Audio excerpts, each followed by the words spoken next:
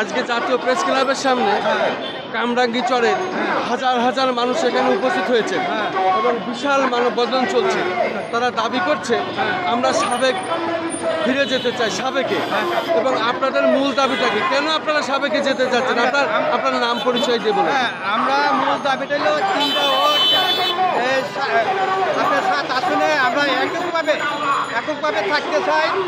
আমরা আগে ছিলাম এককভাবে কামরাঙ্গীচরবাসী অনেক থাকতে চাই। এই হলো আমাদের দাবি।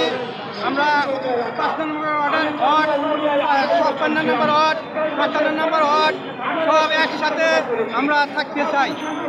এই হলো আমাদের দাবি। এই একটা ওয়ার্ড আলাদা থাকবে এটা কিন্তু হবে না।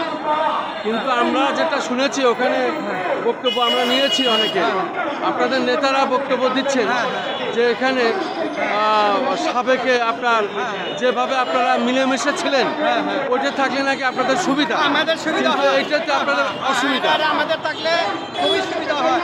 আমরা প্রতিবেশী ভাই যারা আছি একসাথে জীবন ভরা, আমার বাপ দাদা যারা আসছিল একসাথে, আমরাও একসাথে থাকতে চাই। এইটাই আমাদের প্রত্যাশা।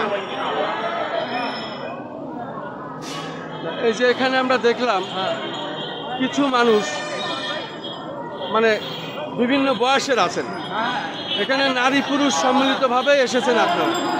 তা আপনাদের আসলে এইখানে এসে এত বলতে হচ্ছে কারণটা কি? এ তো নর্মালে হয়ে যাওয়ার কথা, কারণটা কি, কি জন্য? এখানে কি কোনো দূরভিসন্ধি আছে, চালাকি আছে কিনা? শুনছি এটা নাকি একটা রোড ম্যাপে একটা গেজেট হয়ে যাওয়ার সম্ভাবনা আছে। এই জন্য আমরা আসছি, এটা যেন না হয়। এটা হলো আপনাদের মূল দাবি।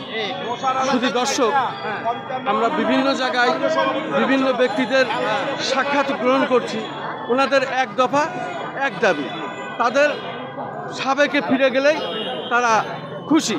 এটাই তারা এই দাবি জানানোর জন্যই আজকে জাতীয় প্রেস ক্লাবের সামনে তারা উপস্থিত হয়েছেন। হাজার হাজার কামরাঙ্গি চরের বাসিন্দারা এসেছেন। আমি খন্দকার মাসুদুজ্জামান, আমাদের চ্যানেলগুলির পক্ষ থেকে আমি জাতীয় প্রেস ক্লাবের সামনে থেকে ধারাবাহিকভাবে প্রচার করে যাচ্ছি।